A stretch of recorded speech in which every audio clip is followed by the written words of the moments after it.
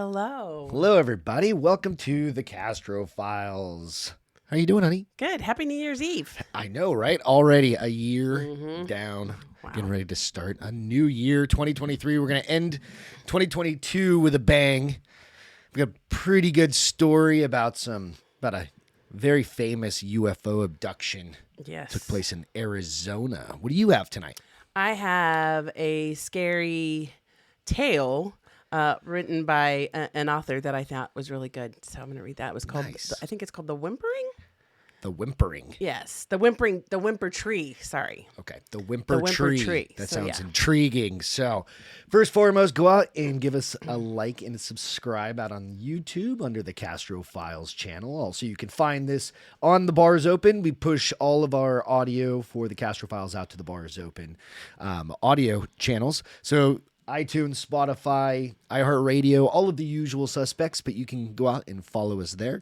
Thank you very much for following us this year. It's been a fun podcast to kick off, something Yes. we're very interested in doing, Yes. kind of We're having a good time. the weird, strange, creepy kinds of stories. Unexplainable. Yeah, the unexplainable. Yes. So, again, it's been awesome. Thank you so much. We'll jump into it Awesome. with, do you want me to start? Yes, Or do you please. want to start? You go All for it. I'll start. So this one is a story that took place back in the 70s.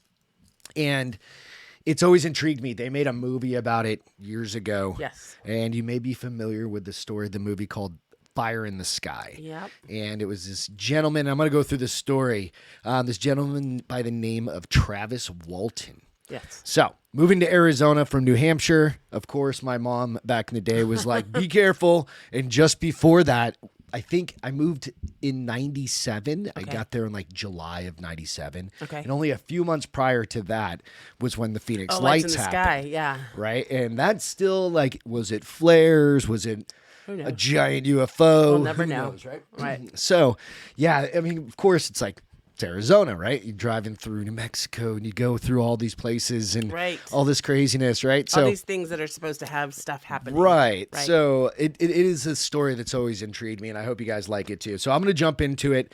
I found this story out on Saucer Encounters.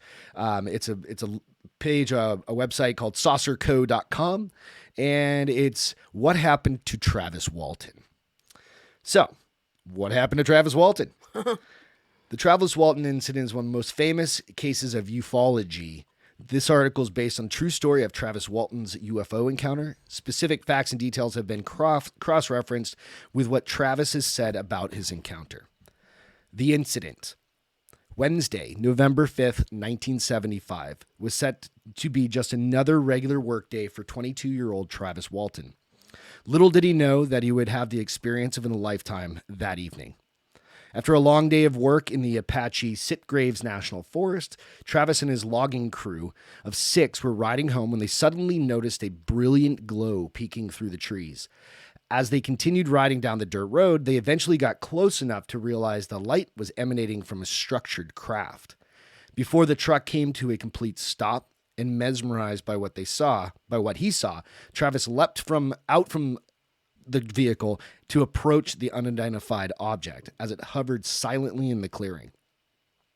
Within moments of his approach, Walton was struck by a vibrant bluish-green beam of light that seemingly came from the bottom of the craft and sent him flying backwards several feet. The immense beam lit up the entire forest brighter than daylight. The witnesses have compared the beam to a bolt of lightning and a long blue flame. Travis never saw the beam. In a panic, the crew boss and driver of the truck, Mike Rogers, fled the scene as quickly as possible. The crew was utterly baffled as what they had witnessed had no earthly explanation. Minutes later, the crew decided to return to the site to help Travis if they could. Much to everyone's surprise, Travis was gone. The crew looked for several minutes, could not find him anywhere. With seemingly no other hope, the crew drove into town and contacted the local sheriff. They explained what they had witnessed as best they could and told authorities that a flying saucer had taken their friend Travis Walton. In an effort to prove them wrong, the sheriff conducted a thorough search of the area along with Mike Rogers. They could not find him. Imagine going to a police department and be like, my friend just got kidnapped by an alien Right. Just ship. got abducted. Yeah. Yep. And this is, again, this is the 70s, so it's not like they had They weren't very familiar with iPhones UFO and stuff, right? Yeah, and they didn't have anything nothing to just capture it. Yeah. Yeah. So in the days Walton was missing, all 6 of his coworkers were accused of murder. With no explanation, Mike Rogers and the rest of his crew stuck to their story. As far as they were concerned, they witnessed a UFO shoot a beam at Travis and knock him to the ground before he suddenly vanished just minutes later. Very little is known as to what happened after Travis was struck. This portion of the story relies on Travis's memory. The rest of the incredible experience was revealed as a result of a regression hypnosis conducted by Dr. James A. Harder in the 70s. In the hypnosis room with Harder and Walton were 3 physicians and a psychiatrist. When discussing the case, Harder said, "Beyond any reasonable doubt, the evidence is as valid as any would be accepted in American criminal court." And here's a quick picture of Travis Walton and his crew for reference. So it's got all the guys up on the logging route.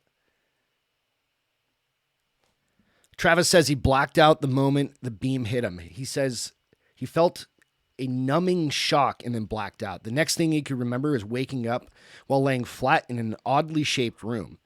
Travis says he opened his eyes. He suddenly noticed 3 humanoid creatures standing over him. Walton recalls a strange device placed over his chest, holding him down on the table. Startled by this, Travis Walton got up and grabbed the object to defend himself from the odd creatures. He waved it around in an attempt to threaten them. Travis describes the creatures as being between 4 and 5 feet tall, with pale skin and enlarged heads. They had large brown eyes and were wearing orange jumpsuits. Travis's description of the beings is similar to that of others.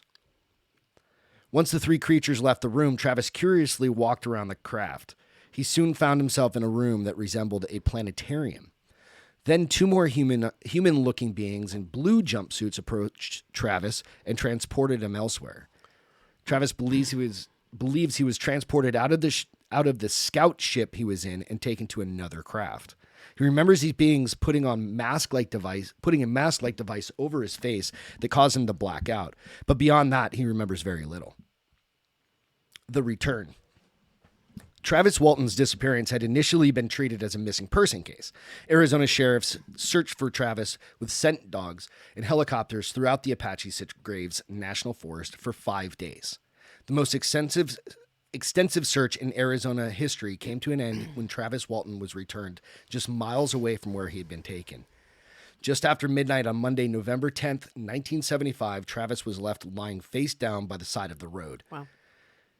He says he awoke to see a metallic mirror-like craft darting above.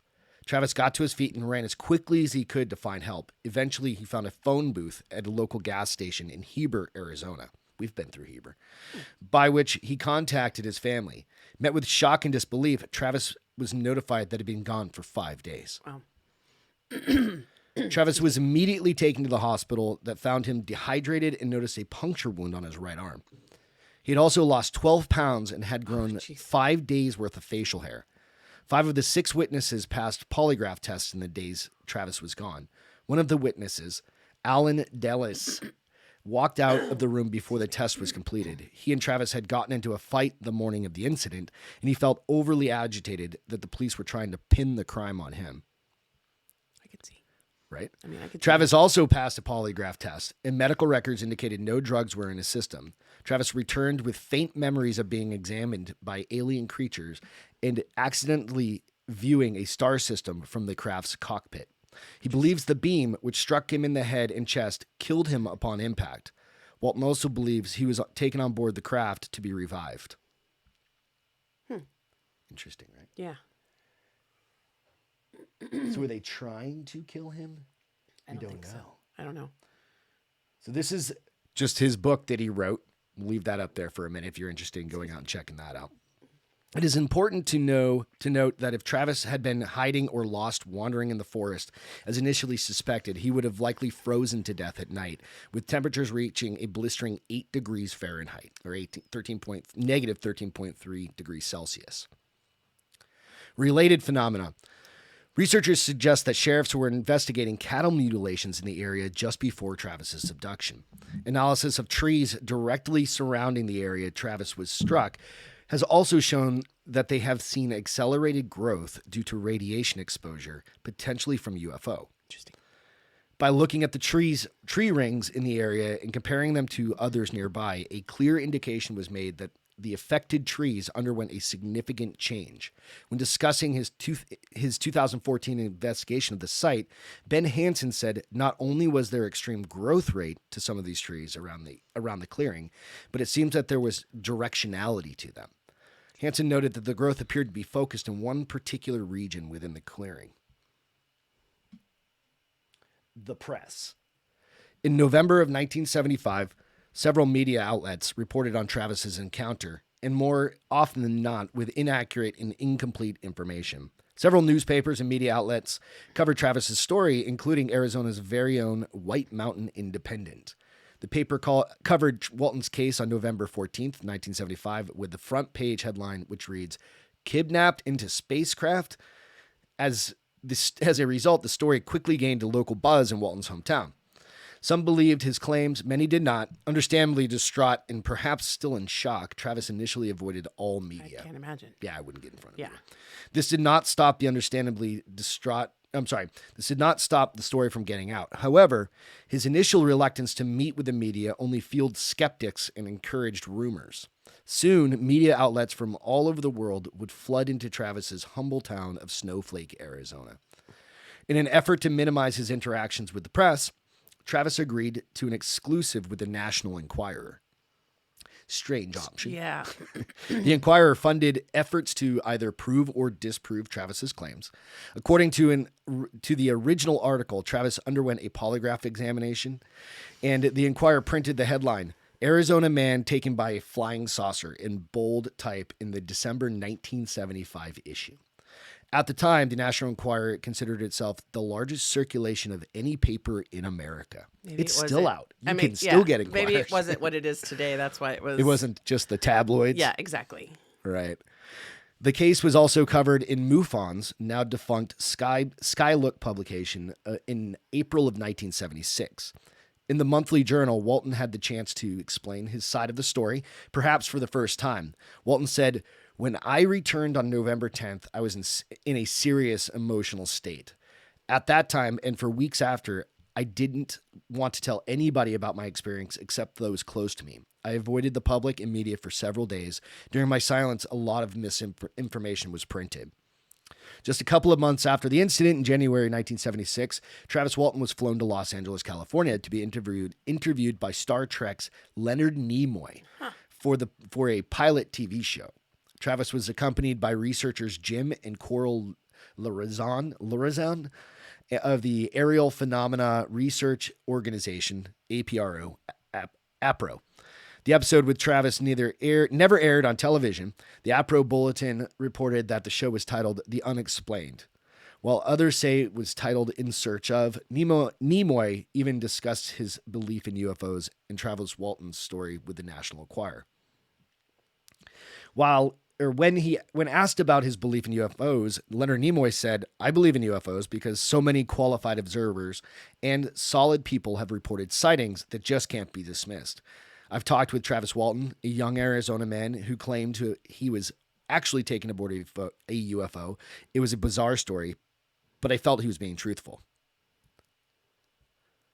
In 1976, Travis and his crew were awarded $5,000 by the National Enquirer, despite skeptics claiming the whole case was hoaxed as a money scheme. There has been no clear evidence to suggest that it was a hoax. On the opening day of Fire in the Sky on March 12th, 1993, Travis Walton and Mike Rogers appeared on Larry King Live. This was Travis and Mike's first major interview. Interview. The segment featured ufologist, biggest skeptic Philip Klass. Approximately 45 years after his incident, Travis Walton appeared on the episode 1597 of the Joe Rogan Experience. Mm-hmm. In the 2-hour interview, Travis expresses his similarities to the craft he saw to that being described by Bob Lazar.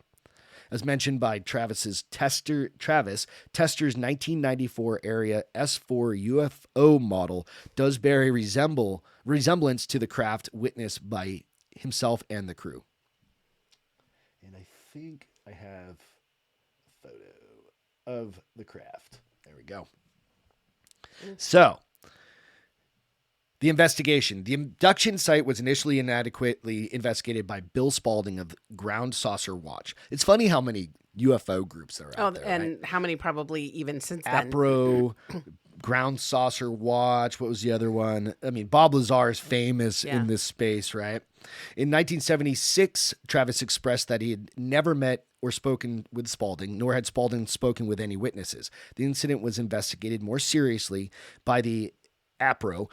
According to Travis, APRO carried the real investigation as they conducted several medical, psychiatric, hypnotic, and polygraph examinations.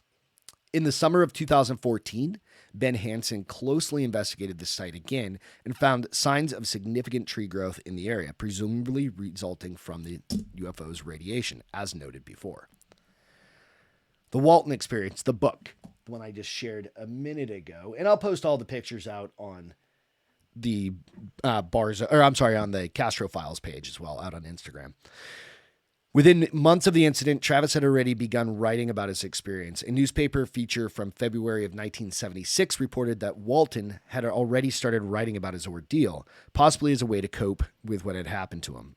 The report also notes that he had been working closely with an artist to illustrate the encounter. That unnamed artist was presumably Mike Rogers.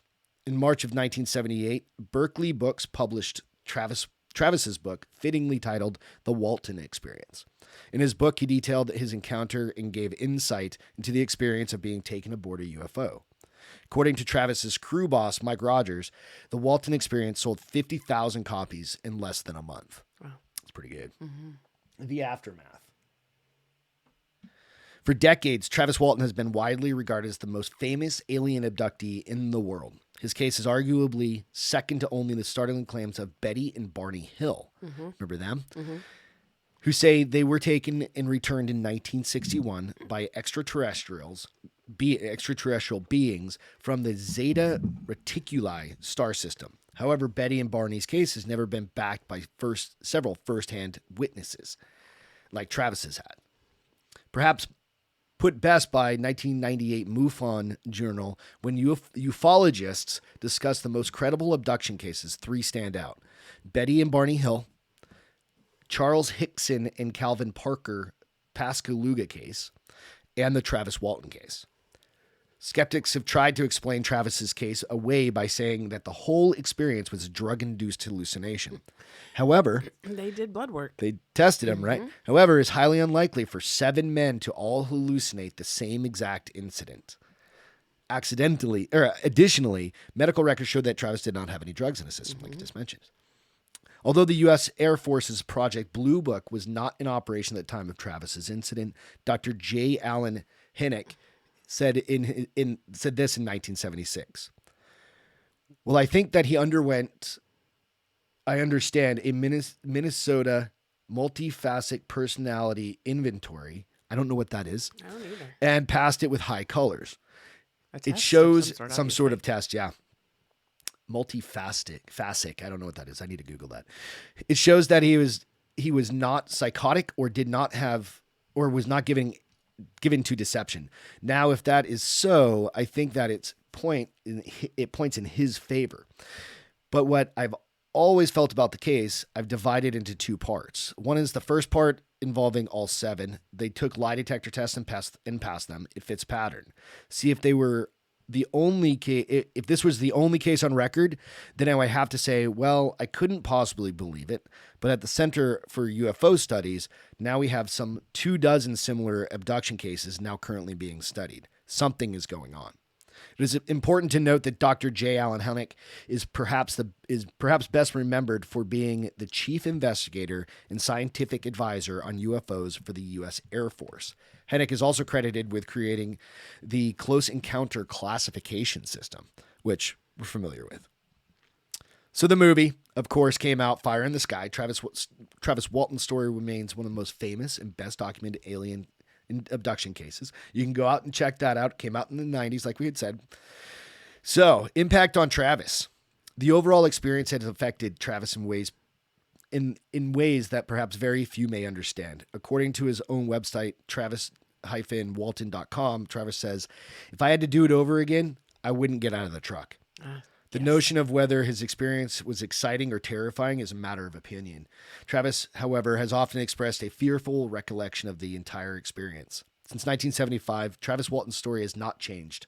Naturally, his choice of words has differed slightly over the 4 decades he's been sharing his experience. Nonetheless, his story stands the test of time and continues to be compelling even for those who've heard it several times. Travis is well admired by so many people and well respected by veteran researchers in the field of ufology. His stories are incredible and remarkable. So, you just think to the point, like I had said, right?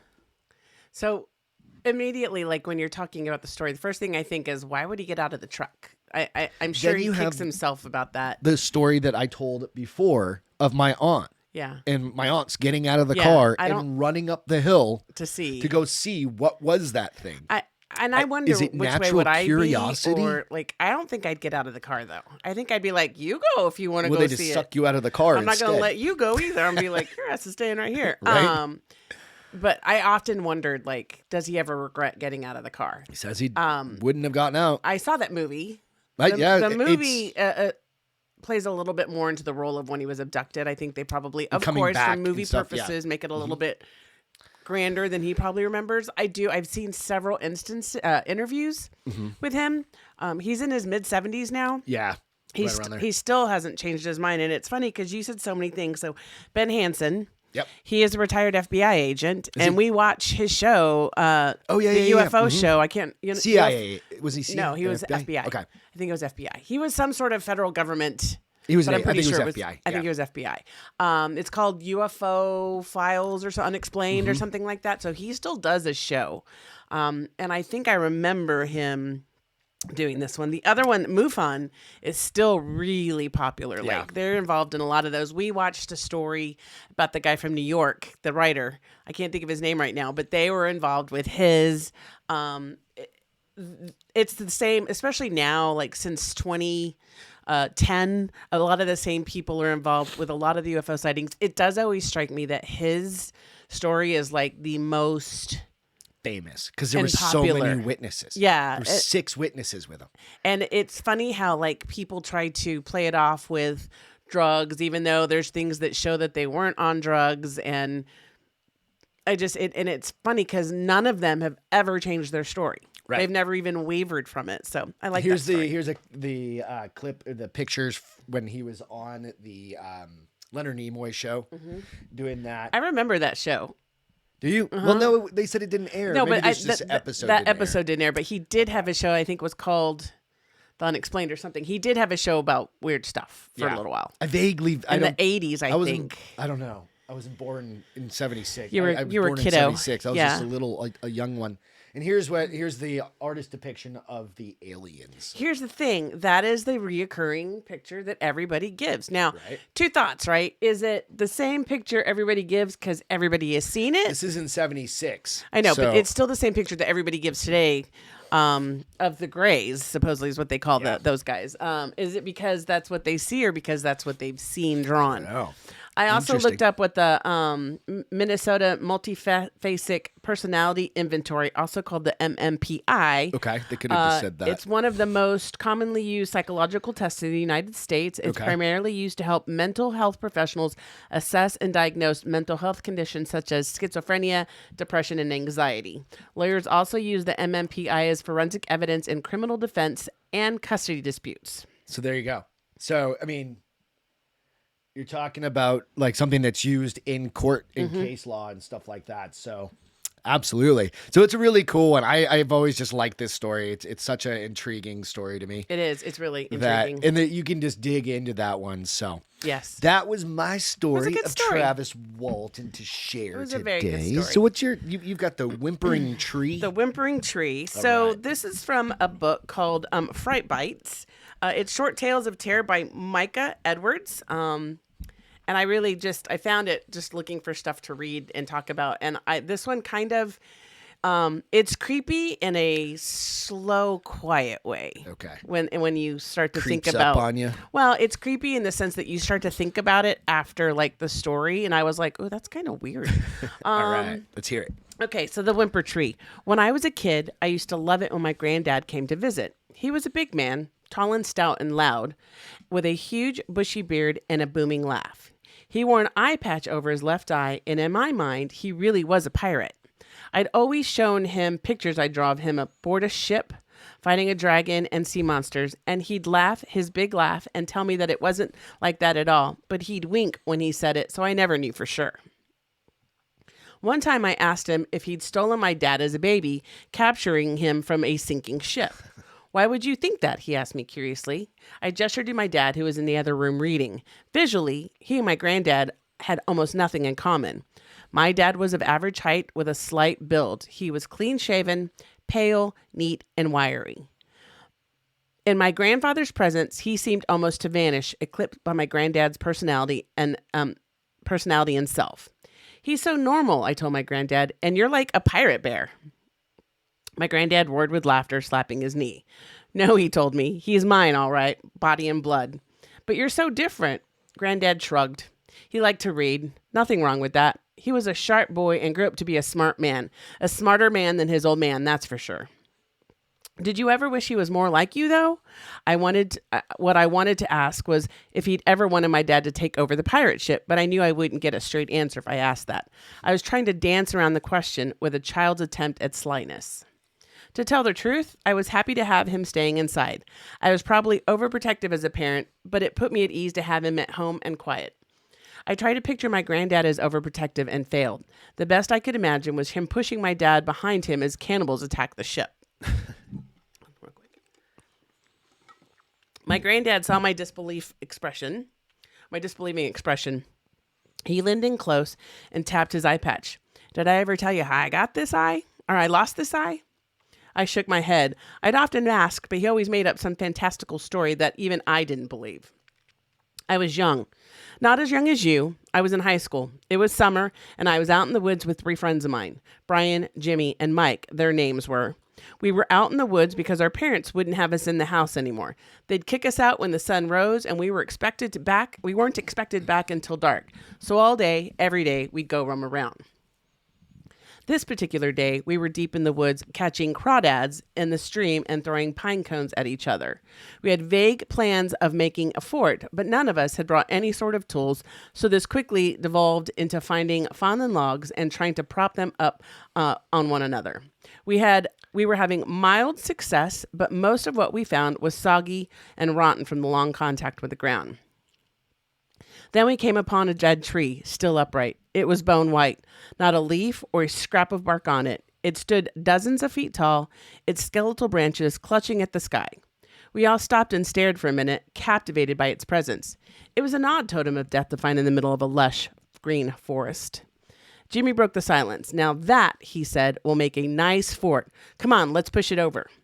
Brian and I started forward, but Mike held back. Guys, no, he said, leave it be. What? It's perfect, said Jimmy, and Brian and I nodded our agreement. Listen, Mike said, and we did.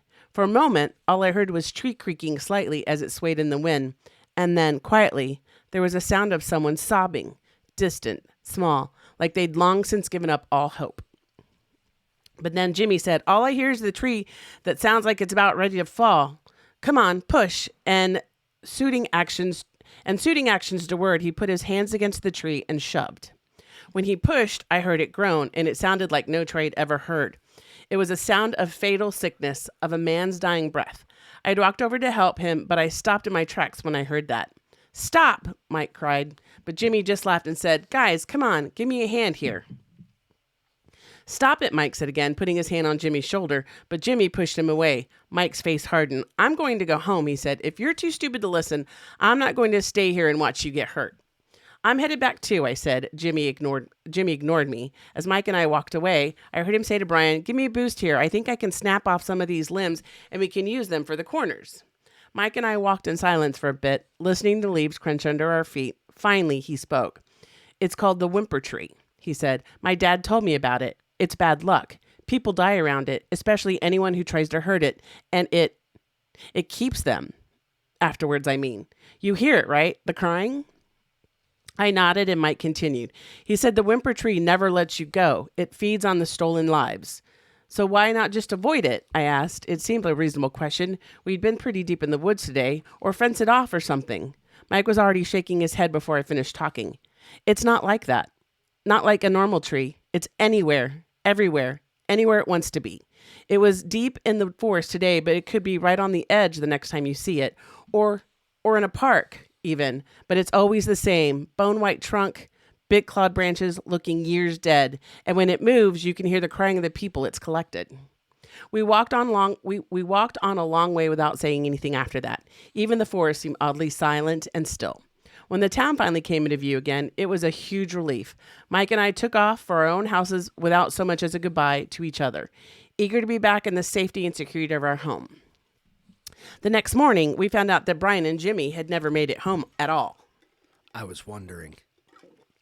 Granddad paused for a moment, fixing me with his one-eye stare to make sure I was paying attention. I was utterly rapt. This sounded like another made-up story, but it was his best one yet.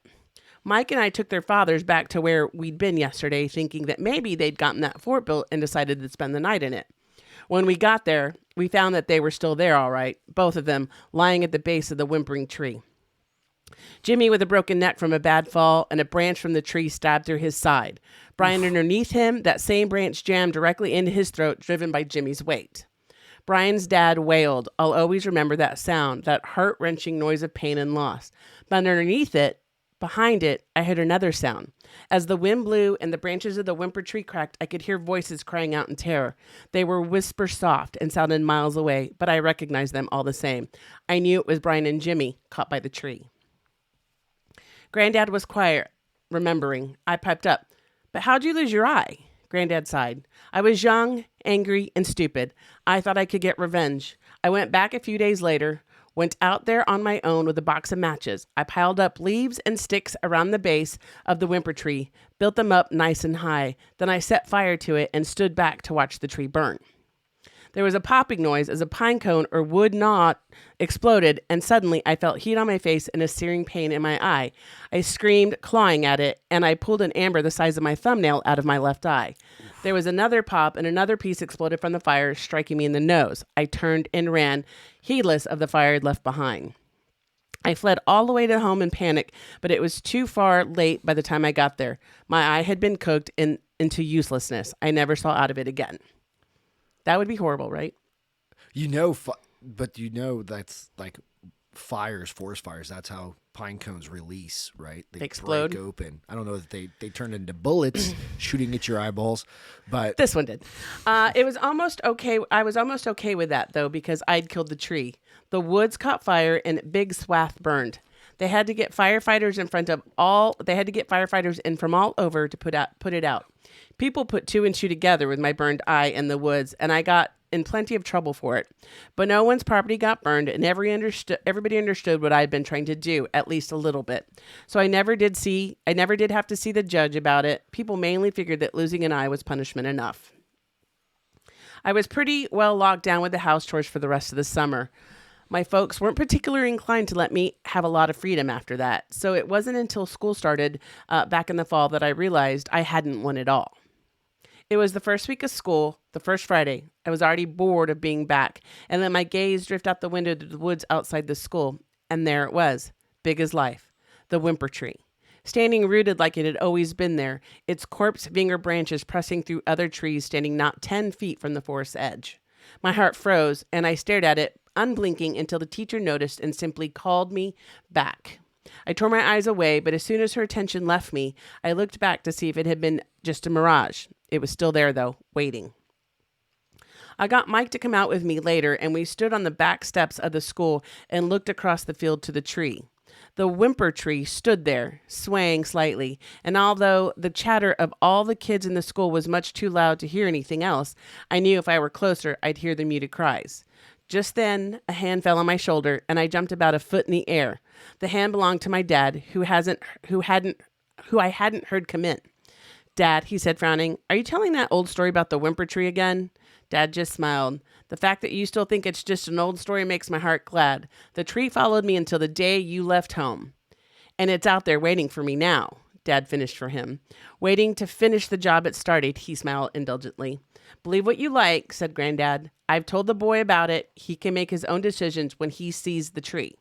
Dad shook his head. That he can.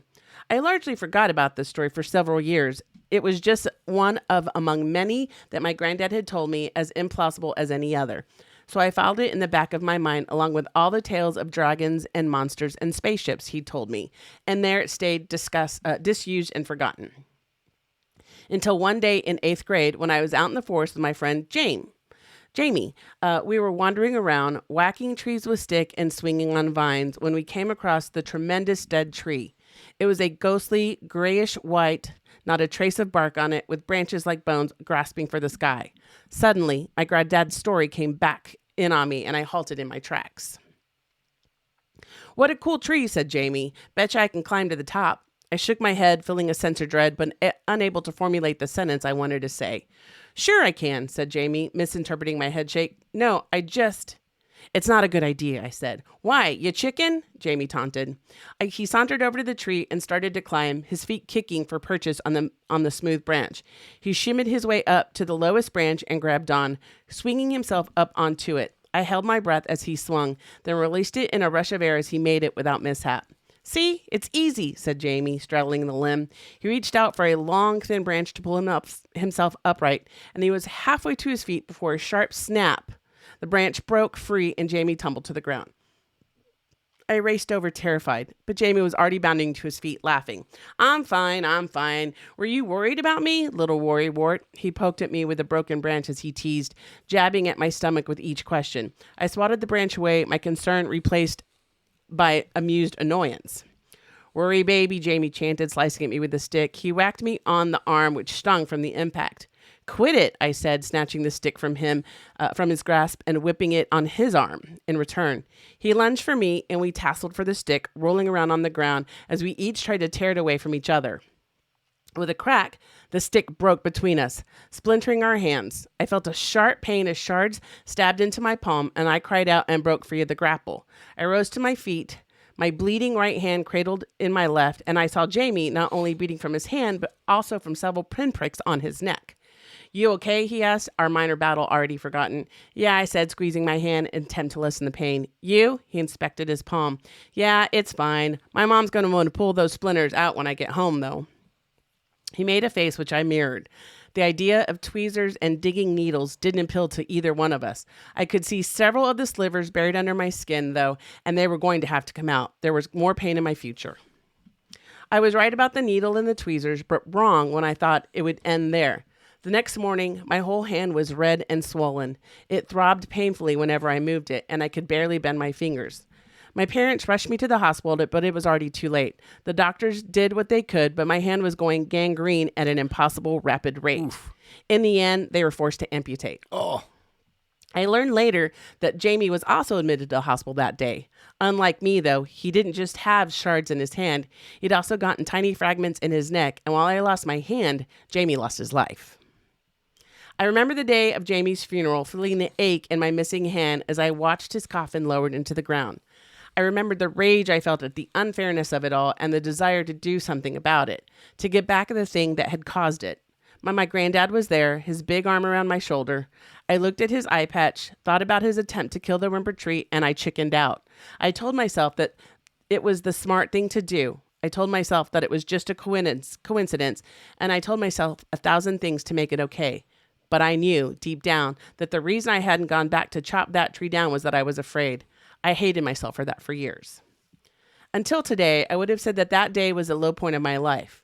I lost my friend, I lost my good hand, and I lost my belief that the world was good and fair place. But I made my way back from there. I learned to be left-handed. I moved on with my life. I grew up and let things fade a bit. I graduated, moved out, got married, and had kids of my own.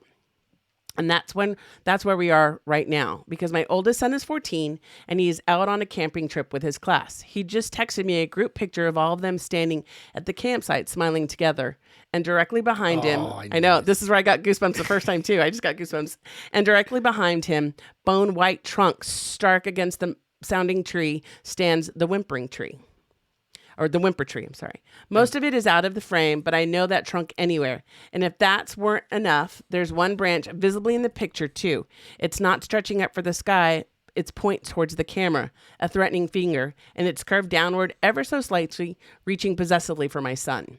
I didn't see the text when it first arrived. I only noticed it an hour or so later. I've called his phone, but he's not answering. Neither is his teacher, and the way I felt that day at Jamie's funeral is nothing compared to the pit in my stomach right now. I'm going to drive out there now.